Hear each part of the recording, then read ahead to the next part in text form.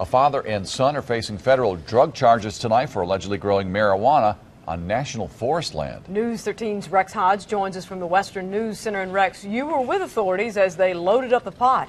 How much are we talking about here? Swain County Sheriff says about 1,000 plants. Curtis Cochran says several agencies combined to make the bust to fulfill a promise and also to send a message. It's a pot bust by the truckload. We're estimating possibly 1,000 plants in this grove. Swain County Sheriff Curtis Cochran says the marijuana would have brought in a lot of money. Looking at anywhere from $1 million to $1.5 million, maybe $2 million worth of street value. But in late July, Cochran says the plants were spotted from the air by the State Bureau of Investigation in the Nantahala National Forest, making it a federal case. According to federal court documents, Forest Service agents monitored the area, concluding Jerry Berry and his son Joshua were tending the plants in the Greasy Branch part of the forest. A criminal complaint was issued in U.S. District Court for both of them, alleging the manufacture of marijuana with intent to distribute.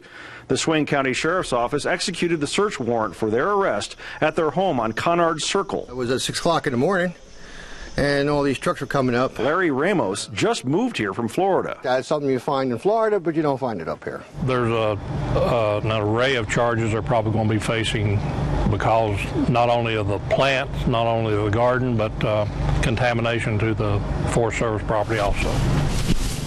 The sheriff says he's fulfilling a promise to crack down on drugs. We are going to find it if it's there, and we're going to put you in jail. Even pot, which he says can lead to harder drugs. I unfortunately have experienced that in the last little while with one of my family members that started on marijuana, and it led on to harder drugs and eventually a prison sentence. He says this is a good bust, taking truckloads of pot off the street. I'm just glad it's over with, and it's done.